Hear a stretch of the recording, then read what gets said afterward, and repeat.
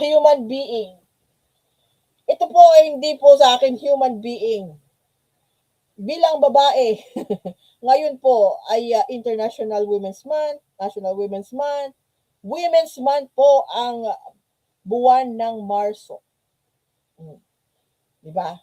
At Women's Month, speaking of being a human being, ito pong next topic natin ay baboy po ang ating tatalakayin. Ang pagbababoy ng mga kalalakihan sa babae, sa isang babae. Baboy. Yun ang babastos ng babae, tawag ko doon baboy. At ito na nga po. Ang kwento, balikan natin kasi hindi pa po natatapos. Ang kwento po ni Bong Suntay sa kanyang sinabing pagnanasa sa actress na si Ann Curtis Yusuf during a congressional hearing last week. Nasabi ko na to sa isang interview ko din na hindi ko alam kung anong tingin ni Bong Suntay sa mga kapwa niya membro ng House Committee on Justice nung panahon na yon. Nakalimutan yata ni Bong Suntay na yung mga kaharap niya doon, kapwa niya representante doon, ay hindi niya mga barkada.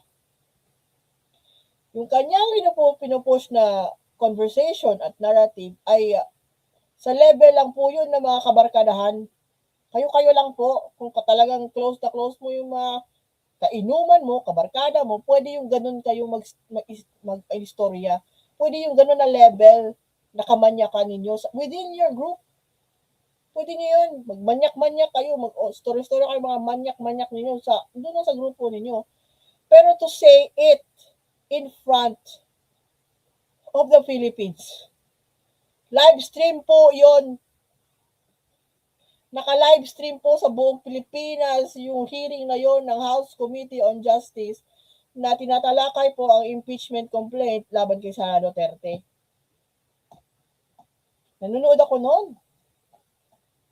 Hindi tayo magkabarkada, Bong Suntay. At nung sinabi mo yon, imagination mo, I was expecting na you should have stopped there. Or at least used another analogy. A more friendlier parental guidance analogy. Kasi hindi lang po may mga bata din po nakikinig, may mga menor de edad po, hindi maiiwasan nakikinig sa live stream na yon. To say out loud in public na nag-iinit ang iyong kalamnan nung nakita mo si Ann Curtis sa Shangri-La. At sasabihin mo pa na walang sexual connotation yon sa harap ng dalawang babae na chair ng House Committee on Justice na si Representative Luistro at co-chair na si Representative Zamora, mga babae. At kahit yung mga kababaihan doon na membro ng House Committee on Justice, sasabihin mo na nakita mo isang babae na seksihan ka, tapos naseksihan ka, nagandahan ka, nag-init yung kalamnan, at nag-imagine ka na gusto mong gawin sa kanya. Gustong gawin mo sa kanya, pero hindi mo tinuloy kasi ini-imagine mo lang yon. Tapos hindi ka naman makakasuhan sa iyong imagination. Yun po mga kaibigan ang simula po sa psychology na tinatawag natin na rape theory. I'm sorry to say, rape theory na po yan. Yung iniisip mo na meron kang gagawing kahalayan sa isang babae. Meron kang iniisip na kahalayan sa isang babae tapos hindi mo lang ginawa. Tapos sasabihin mo na libre ka. Malilibre ka kasi hindi mo naman ginawa. You didn't act on it. Ini-imagine mo lang. Yung imagination mo sana, you should have kept to yourself. Yung ganun na mga malalaswang thoughts, you should have kept to yourself. Kaso hindi. Sinabi mo in front of the world, the Philippines, on live TV, on live stream, on social media, you cannot get back on it. And it is not, do not gaslight the entire nation to sabihin mo yung imagination mo ay hindi immoral. Rape theory po is immoral. Yung iniisipan mo pa lang na halayin ang isang babae dahil nang init ka, dahil sa kagandahan niya, sa kaseksihan niya, rape theory, it falls na po to a rape theory. So yan, hindi po yun human na hindi po yan decente na hindi po yan napofall sa decente na tao or pagkatao or decente na lalaki. Yan po ay baboy. Baboy na yung ganyan. Nag-iisip ka ng rape theory and then thinking and you ano tawag ito? Ipagtatanggol mo pa yung sarili mo sa iyong rape theory dahil at palalabasin mo kasalanan pa ng babae na siya ay maganda, siya ay sexy. O, binabaliktad mo yung binibiktima mo ng iyong kahalayan na imagination na yun pa yung babae na may kasalanan dahil siya ay maganda. Siya yung pinagnanasahan mo, yun pa yung may kasalanan. Paano nangyari yon? Si Ann Curtis po, babae po, hindi po niya kasalanan na maganda siya.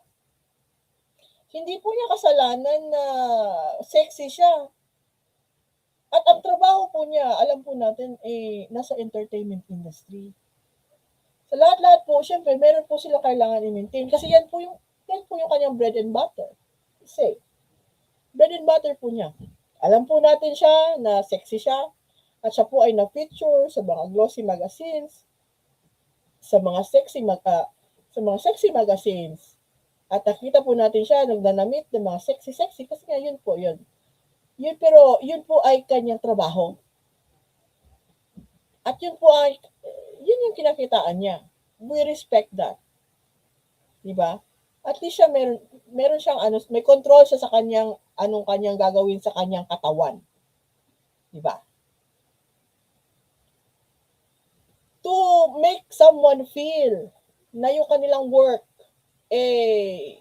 hindi decente kasi sexy sila, nagdadamit sila ng sexy, tapos ikaw hindi mo mapigilan ang pagnanasa mo sa kanilang katawan sa iyong kita. Hindi po yung problema ng babae, problema na po yun ng mga lalaki na nalilibugan at walang self-control. Kasi po kung kayo po ay disiplinado at maayos ang pagpapalaki sa inyo ng inyong mga ina, na respetuhin ang babae sa kahit anong sitwasyon. Hindi po ninyo makayang babastusin kahit may babae diyan sa inyong harapan naghuhubad o nakahubad. Tapos hindi po automatic na parang magkakaroon kayo ng erection.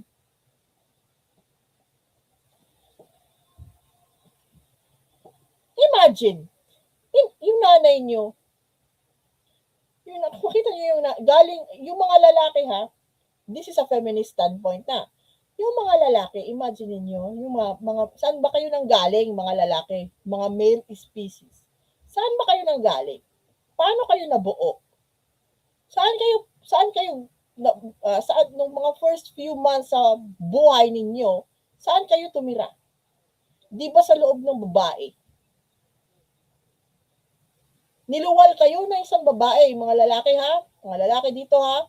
Niluwal kayo ng isang babae. At kung minahal kayo ng babae na nagluwal sa inyo, hindi ninyo maisip na bastusin ng ibang klaseng babae na kagaya ng nagluwal sa inyo, di ba? Kung maayos kayo pinalaki ng inyong mga magulang.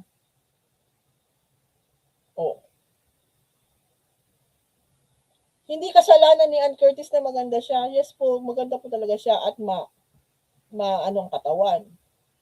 At yun nga po, yung mga reaction po ng mga lalaki na sinasabi nila ngayon na yun nga yung kanilang nafi-feel pag na ano sila. Responsibilidad po ninyo yun.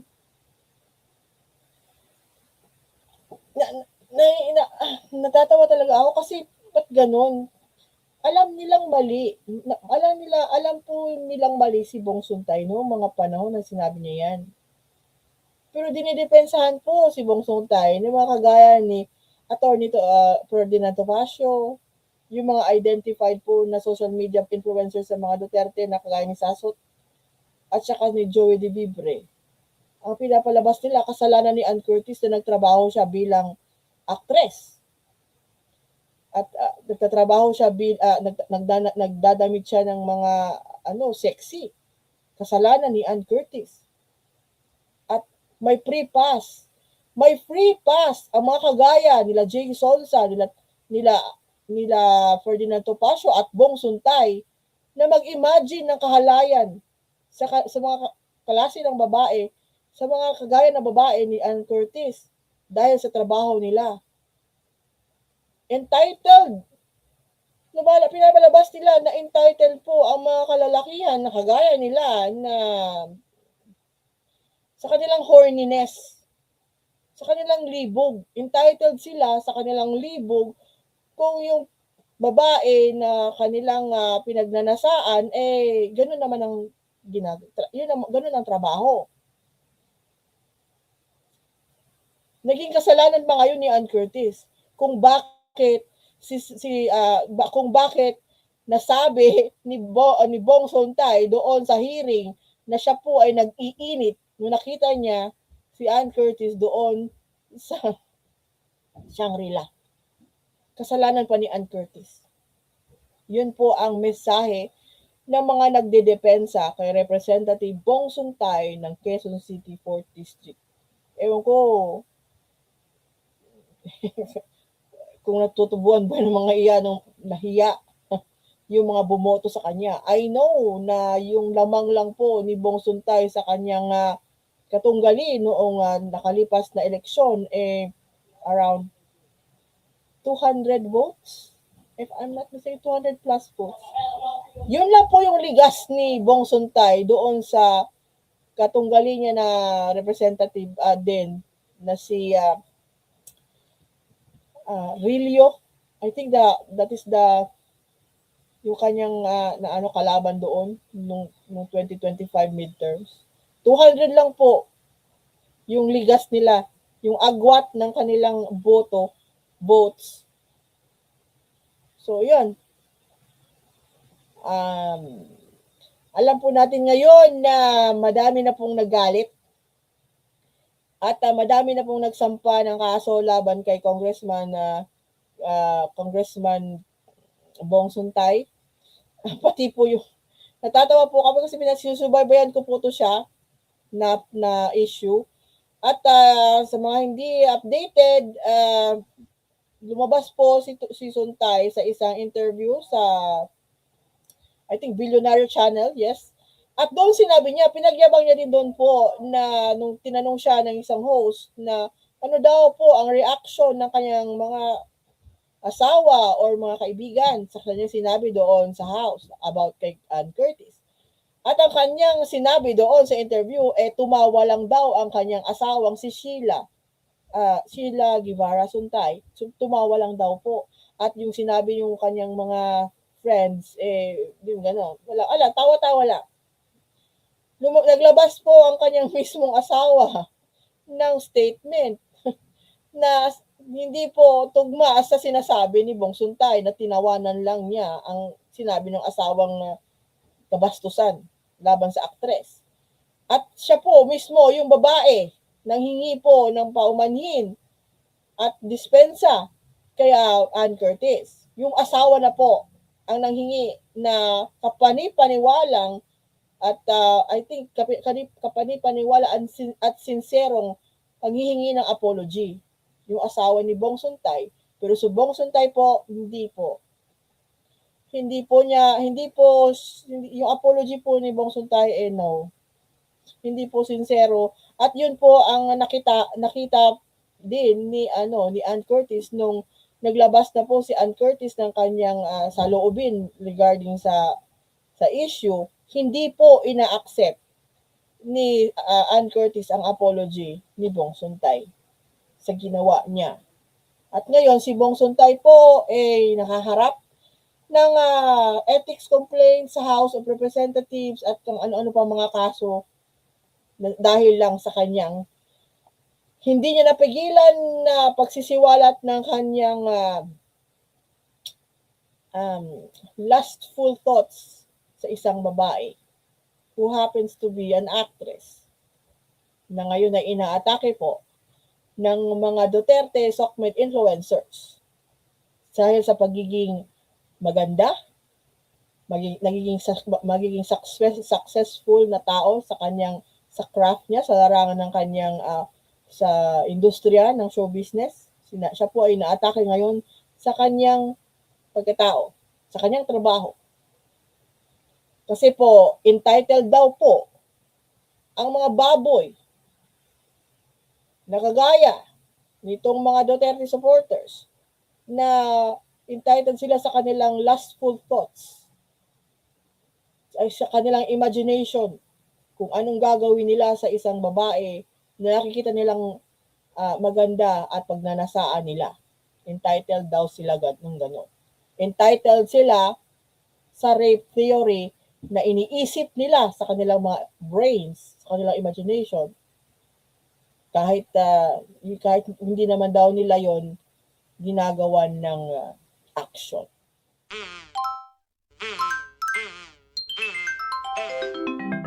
Kakulango.